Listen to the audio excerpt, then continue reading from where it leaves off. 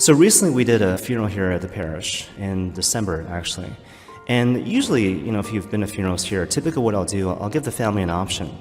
So either you can submit bullet points about the person who's died if you got things to do, because obviously there's a lot of planning when it comes to funeral arrangements and whatnot. But if you want to, ideally, come in. Ideally, there's a lot of people, and they're talking about the person who's died. It's really helpful for me just to kind of hear what is your first-hand experience about the person you love, the person who's now passed away. And this was the case with this particular family. And the plan was to go around in a circle. What do you recall about the person that died? What do you recall about this person that you loved? And so it began with the son-in-law. This person, my mother-in-law, put other people before herself. And then he paused. And then he gestured next to me, and basically to my right, his son just started weeping. And then he went to his mother, and his mother held him and was trying to console him. And everyone was caught up in a moment, and everyone started weeping. Here's this family, this group of people, and they recognized the moment. Like, the goal in retrospect was not to go around the circle. Like, that was the plan, but that wasn't the goal. The goal was to recognize, what is the Lord doing? How is the Lord blessing this particular moment? Because He always does. And when you recognize it, to stop and to pause and to keep and to ponder. To taste and see the Lord is good. To not let this moment slip beneath your fingers, right? This is the moment to take in this occasion which is unexpectedly sad, yet unexpectedly beautiful.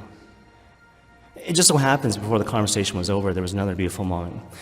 So the family was recounting about how basically they wanted to celebrate their last Christmas with the grandmother. And so she died on a Wednesday. And on the Sunday prior, the family went to the hospital. And because it was December and they knew it was kind of like her last Christmas, they celebrated with turkey dinner and whatnot.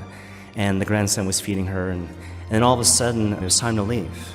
And just imagine the thing, right? So this is like our final Christmas, but also our final farewell. And all of a sudden the grandson, he kind of stopped in the doorway. He said, "You know what, Grandma? I really love you." And everyone started weeping, A simple statement, right? I love you, Grandma. She put other people before herself. Like, who hasn't heard a variation of that before? It's so simple and so common, it's almost cliche, but therein lies the point. The world always encourages us to go the way of amazement and wonder.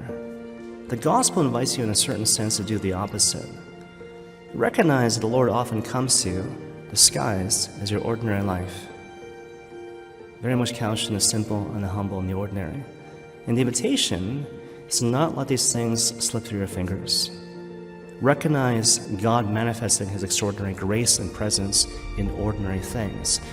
And the invitation is to lean into those moments. Receive these moments with a spirit of contemplation and meditation.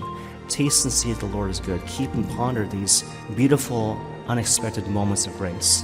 And when you do so, eventually in time, you will learn to see as God sees, to live as He lives, and to love as He loves.